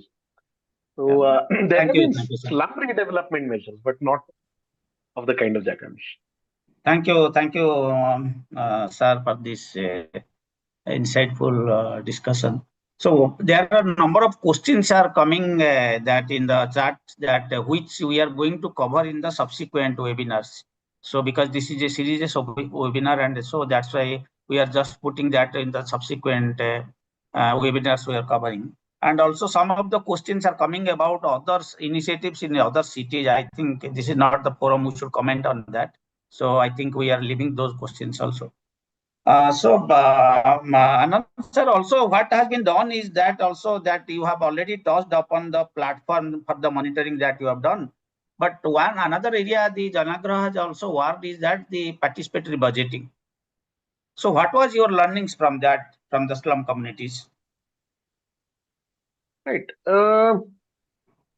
So one clarification again, and I think this is really wonderful, as I think Shubhagato also mentioned. Odisha required us to readjust and reconsider what we have been saying. What we understood as participatory budgeting, and in fact that's the term that's used across the world, is that when a city or a ULG, urban local government, makes its budget, it does not make it top-down basis the money that it has. It makes it together with the citizens. There's something even the Jawaharlal Nehru Renewable Mission talked about JNNURM, now taken to Amrut, saying you envision the city bottom up with the citizens. Therefore, your needs come up. Then it is a question of prioritizing the needs and strategizing it according to the funds that are available. So participatory budgeting as such then came up from every ward of the city to culminate into the ULG's budget. Any topics that would run across wards, like a water supply system or a sewerage system, the city is able to better decide. But how the priorities land up also helps you phase automatically. Then you don't have to face resistance from the citizens or the councillors saying, "Yaar, हमने क्या मांगा था और ये क्या हो रहा है? हमें तो पता ही नहीं क्या हो रहा है." Now, this is what the traditional notion was, but in Odisha, in the Jaga mission, we have been challenged again. which is not just budgeting, but actually planning and implementing as well. So I think that is where the great challenge has been. It's not been participatory budgeting as much as participatory planning and implementing. And therefore, that is what we have seen. If you talk about it in terms of, let's say, learnings or opportunities and any challenges, the bigger challenge, I mean, I must talk about the opportunities first. First of all, is empowerment. Like I said, it's economics and livelihoods. We could actually, the slum dwellers could be right there where they lived and earn to build the capex that was meant to serve them, which means they could build it well and with a sense of ownership and responsibility. It's a great opportunity. And second is to be able to capture all of this in terms of data that the city also co-owns, which means the slum data is the city's data. And that's how the infrastructure provision has been. I think some great opportunities in terms of that. So participatory becomes in the truest sense because everybody, the city, the engineer, and the slum is relying on the same data. And then there is accountability also, which is the ideal thing. See, it is not as if I pay my taxes, therefore the government is supposed to provide me. Here it is saying we need to do this. This is what we can do. How can the government help? Then you're working together, which means they are all co-accountable. And the MOU clearly says SDA will do all of this, the ULG will do all. So the partnerships kind of set out like a contract almost between the two entities. I think this is truer forms of participation. It's backbreaking work, if the others don't mind me saying this. And it is not as fancy as just conducting some meetings across and then collating into a single budget. It's a little more brass tacks, but that's what it is. But then there are a lot of challenges as well. Like I said, you're training sometimes lay citizens, not digitally literate, not qualified in engineering, civils, or any others, in order to do this. So that is some challenges, and the gap between the systems the city is using and the other portal or something we developed where only the slum areas infrastructure was kept. That needs to still mesh up. So there is in fact a lot of lessons or a path still to go. The integration of the Sujog system and the other system, and to ensure that infrastructure then now is completely planned. So maybe a digital twin kind of an idea where both these are meshed together. So you know what you have managed and what you have not managed. I think can be a great way of. So there's so much lessons that we've been able to gather. Thank you, Anand sir. Mathi sir, there is a question for you from the audience. The Jaga mission solution is reactive. That is, once the slum has been formed, how do we prevent slum formation in the first place? You are in mute.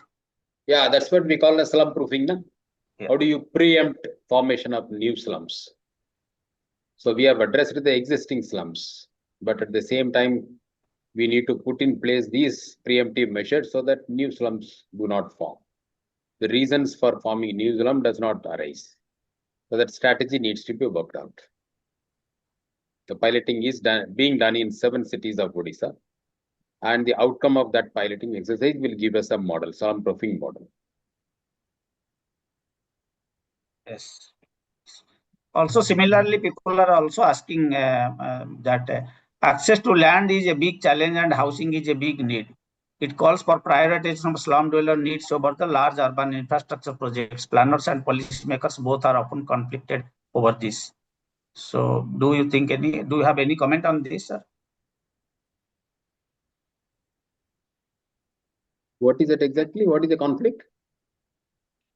I didn't see the question.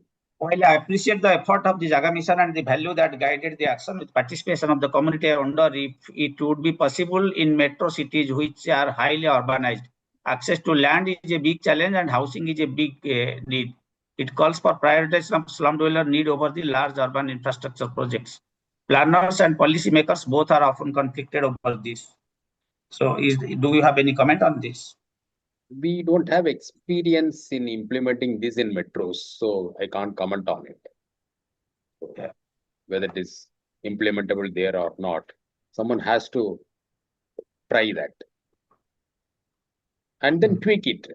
Some of the ingredients may work, not that the entire model will work. Some of the ingredients may work there, and then accordingly it has to be contextualized. If there is a strong commitment, then you will find the path. Means, Shishir, I'll just add to Mr. Mathi Vathanan on this. Essentially, what Odisha did and the Jaga mission is the most shining example.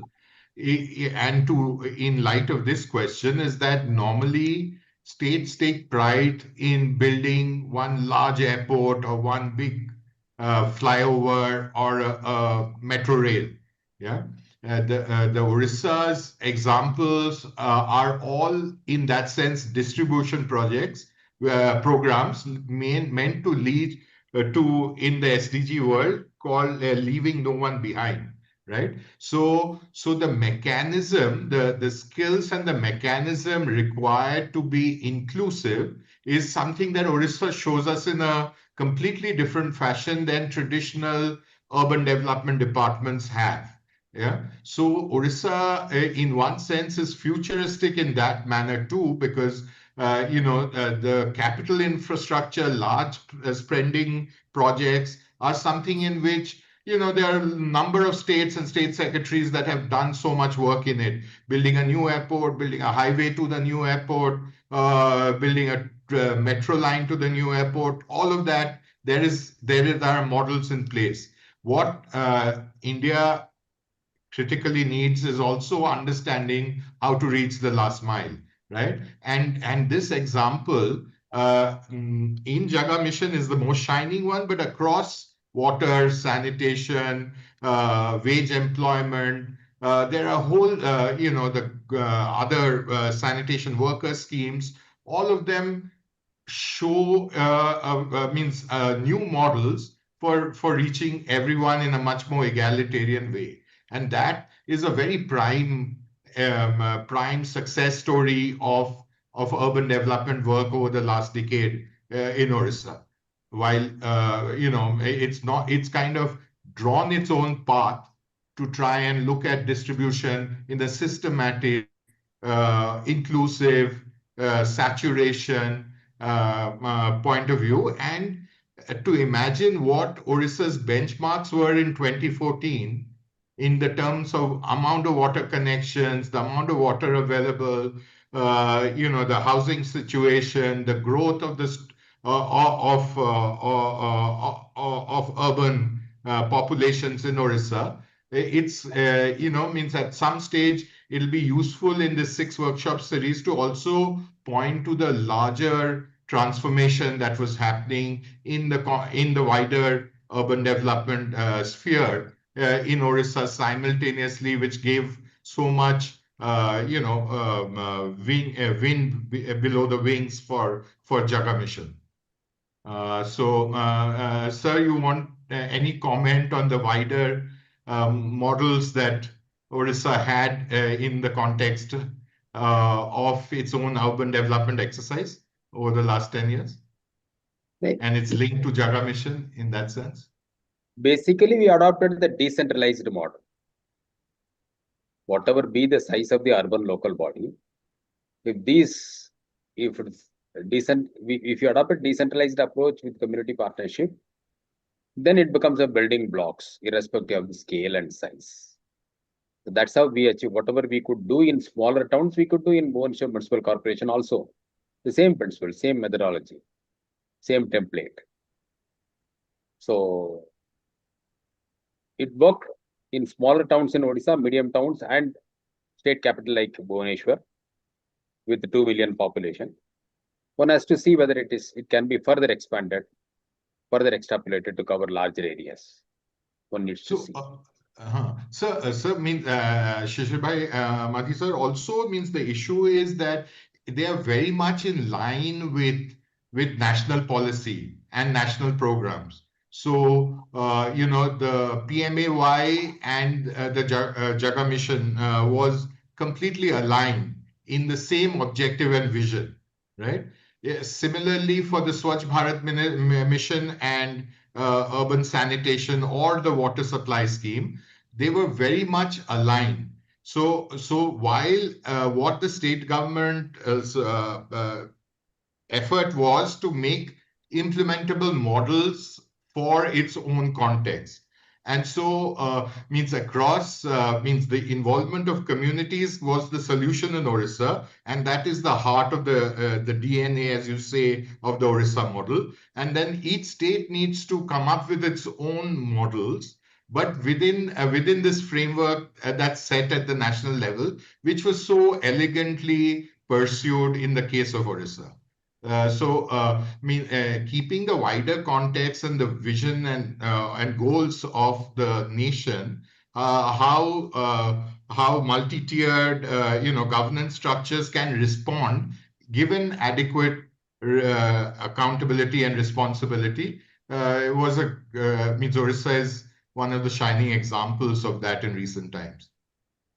In fact, Jaga Mission has received the national award by Ministry of Housing and Urban Affairs for under the affordable housing program. Jaga Mission has been selected for their innovation for giving the land rights. Only with land rights program of Jaga Mission, lakhs of people could leverage the Pradhan Mantri Awas Yojana scheme. So it's in full, it's in sync with the Government of India's priorities. Sourav, this will be the last question for you. It's from the audience. How has the transition from informal tenure to formal land rights affected the everyday practices and special negotiation within these settlements? Are you observing new forms of exclusion and inclusion pattern? Also, if you can relate it to your current phase of intervention also. So thanks, Shishir. That's a complex but correct question.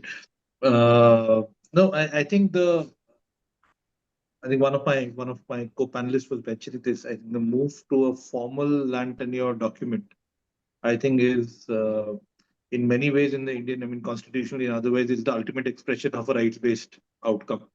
And I think that has started showing. Like I said, I think to me it's particularly stark where through the participatory methods that Anand was talking about, and the documentation that Shubhagato was talking about, we were actually able to prioritize those who needed the most. The legitimacy, if I may use a strong word, of having there are communities that have moved there, the legitimacy, and the other thing is there's also visibility. It's I think you legitimize and visibilize entire households. So I think that has definitely created a system where there is a basis to an ask. A legitimate ask has a legitimate basis. That is, to my mind, how foundational, moving to having a formal, patta equivalent or a land right equivalent actually means. That's one. I think it's also important to, and that Shishir, you and the team and we keep talking about, I think also a big reality of urban slums is the loss of something which is very intangible and fragile, which is identity. I think, आप कहाँ से हैं फर्क नहीं पड़ता, पर आप कहाँ हैं वो भी clear नहीं है. So I think that shift, I think has, to my mind, the work that I've seen and what we this thing, I think gives a level of basic confidence, I think, which creates wonders. And I think in the work that we did to sort of design Sehjog as a concept and the policy brief in terms of cascading more, sort of builds upon this foundational work on land rights certificates, where if you have a sense of identity, you have a sense of you're legitimized, you're visible to the system, you have a pull on the system. And I think Odisha also the act of services of the right, where all at all stages you're seeing there's a demand and there's a supply. So there's legitimacy with demand and there's a policy supply that's sort of there. So those are shifts that have happened, and I think it's also interesting to note that most of a disproportionate share of the land rights have actually gone to women and colleagues from transgender communities, where I think we've actually and credit to communities for doing that. I think the decision ultimately was taken not in our teams or in government corridors. The decisions were taken by empowered SDAs. Anand was referring to, trainers. There's an entire ecosystem. I think if it takes a village to, educate a child, it takes an entire ecosystem to make sure that, these complex rights are manifested. So we are seeing those definitional differences. The actual impact of this will be apparent in about 5 years' time. I don't think, it's completely apparent yet, but I think in another 5 years' time, I think the actual impact of this will shine through. When I think someone asked Mr. Mathi Vathanan the question of, is this applicable to metros? Well, I mean, high time we built a metro where this doesn't happen. So maybe that's the outcome of this, in the longer run. So that's what I had, Shishir. Thanks. These are myths. Thank So you, some of these also we'll discuss in subsequent webinars, so in detail. So because we have for each of the component of Jaga Mission, we are having one webinar, starting from land rights, slum upgradation, slum proofing, then all of that we have sessions. So I think we'll have detailed discussions there. So now let me hand over to Kirti sir for the concluding remarks, sir. Thank you very much. Two things that I would very quickly say. One is to remind you, everyone, that the next session of the series takes place exactly a week after today, on 14th of October, and its title is Slum Upgrading at Scale. So I would like you to remember, and please come and join. This is number one. Number two is this: I personally want to thank everyone for making this particular session so engrossing and learning. And therefore, thanks to Mathi Vathanan sir, Anand Bhai, Sourav Saab. Sourav Saab, I need to talk to you at length on a number of things that you said. Shubhagato, Shishir Saab, Pikki Tatilu, Khushi ji, and Anindita. Thank you very much. Made it remarkable in a number of ways. I just wanted to come back on. I always think that I'm not a part of the debate. I'm the one who initiated, and therefore I shouldn't. I feel very guilty sometimes coming on the theme and subject. But this is a subject on which I worked for 55, 60 years, and I really have a few things to say. What is this? I don't even know whether you heard this. That Ahmedabad city in the last couple of months have demolished 25,000 families. And I'm trying to find out where have they gone? What is the city able to absorb them? In what form are they being absorbed? What kind of destruction happen, dislocation happen in their lives? And I think, while we talked about solution, we also talked about this particular problem because it's not a small problem. I think there is a meeting taking place next month called Zero Evictions, coming from the global platform. But I think that issue requires to be looked into.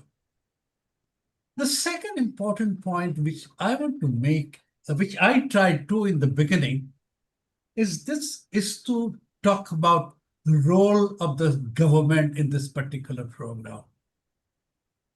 And the role of the political will. I have not heard the word political will in this particular meeting of 2 hours.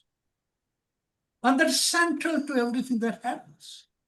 As a matter of fact, one of the reasons it's not happened is the lack of political will. And I think it's very necessary if you're talking about application, if you're talking about upscalable, if you're talking about adaptation, is this as the key element that made it possible, the whole aspect of it. Where does it come from? What's meant by political will? Is this the chief minister? Is it the secretary? What is it? And I think we need to kind of, decode this entire word, the process as much as possible.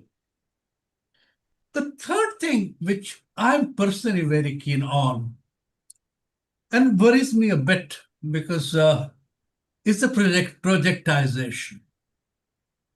Not many of you know, but maybe Anand sir knows and Shubhagato knows that about 45 years ago, I did a remarkable project in Ahmedabad, relocating 2,800 families, which is talked about as the model in terms of land, in terms of relationship, the role of the authorities, participation, design of housing, even social aspect. Would you ever believe that Hindus and Muslims were half and half in this 2,300 family project?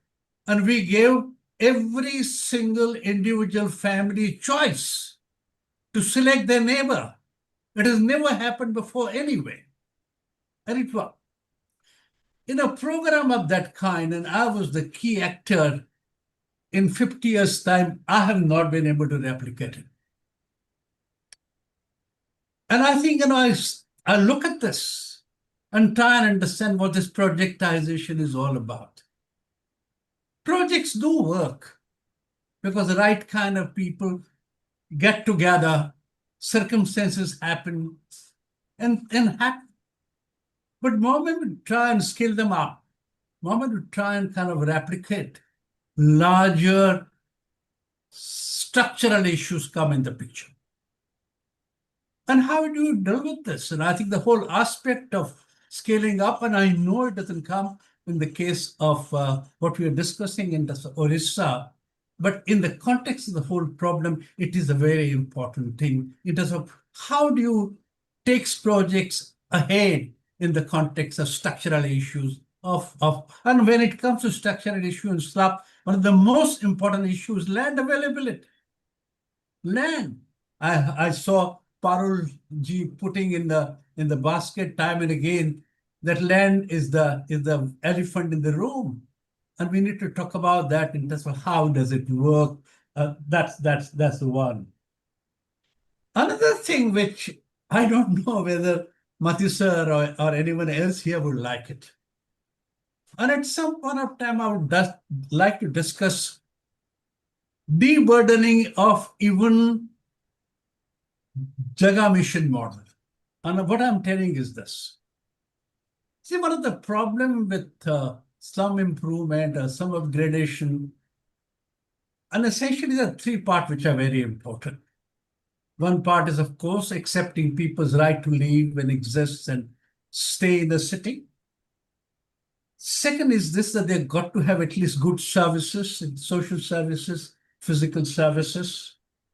Third thing is this, is to accept housing they do as a given and keep housing the physical part of shelter out of the model. And I think if you do that, model will become much more simpler. And then emphasis will fall on the land issue, the land titling issue. I think, allowing people to stay where they are, taking burden and fear of evictions away from them, allowing it to be a kind of productive and allowing them to really live their lives. And I personally think it's very important to look at this whole issue in terms of, is it really possible, necessary? And I personally feel in our kind of climate it's possible. People are making up the shelters. India and the whole South Asia, the great examples of people as builders. 70% of the housing stock in our villages is done by people themselves. And the biggest producers of housing in our cities, even today, are the slum dwellers. People can do it. And therefore, if we really kind of keep shelter out, would the model become much more simpler, replicable, doable, and would that generate the political will that I was talking about? So those are the kind of, few things that I wanted to talk about. And last point I wanted to make on this is this. I wrote somewhere, and telling somewhere, that Pakka housing is a need of the politician, not the need of the people. And if you really examine studies available across the world, you'll find out that Pakka house is the 7th or the 8th priority of a slum dweller. Location is 1, employment and livelihood is 2nd, secure income is 3rd, education and health services is 4th, sanitation and water is 5th, and I think somewhere on 7th and 8th you would really come across a Pakka shelter. And if you really say this in the context of a delivery system that you've got to make, I personally feel your model will change even different than what's happening in Odisha. So while taking, and I'm very proud, I think, having coined this phrase, slums are solvable in the context of Odisha work, and it's a remarkable work. One of the reasons I wanted to kind of project was this: in 70 years that I've been studying and working on the subject, I've never seen such a comprehensive way of dealing with the problem. So it's a terrific thing, and everyone should learn about it. But I still think there's a scope and need, if you really see it from the people's point of view, to make it a little more simpler, with less of a heavyweight on it. So with those kind of keywords in a few sentences, I would like to say thank you. Terrific, huge amount of learning. And so much more that we need to reach out to municipal corporations and the municipal commissioners and mayors of our cities, small and big. We have a large number of them. And this model, this experiment, this success needs to pass. And we still have 4 more webinars to come. And of course, beyond that, a lot more that could be done. So thank you very much for being here. And thank you very much for making contribution. Thank you very much. Thank you. Thank you. Thank you, everyone. Thank you. Thank you very much. It's been a privilege. Thank you, sir. Thank you. Thank you. Thank you. Thank you. Sourav sir, when can I call you? So I will call you immediately after. I mean, आप पूछ रहे हैं मैं अभी आपको phone करता हूँ. I'll just take a number and call you. मुझे बताना, whenever you little time, I'll call you. I think I need to talk to you about some ideas I have. मैं आपको फोन करता हूँ. Shishir, if you can just connect afterwards. Thank you. Thank you. Thank you. Thank you so much. Thank you. Shishir Saab, list the panelists for the next webinar.